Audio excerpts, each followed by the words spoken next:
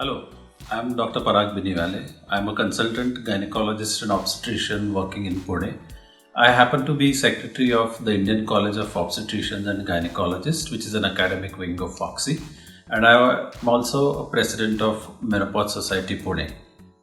Join me on FOGSI's initiative on the 1st of October at 3 p.m.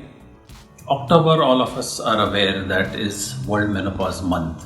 Menopause is a big challenge to all of us, and menopause is going to be a big public health problem in the years to come.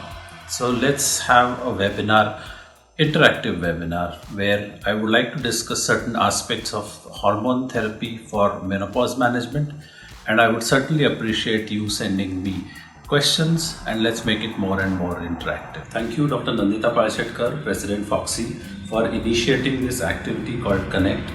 Thank you, Zydus Gynex Division, for their unrestricted support for this activity.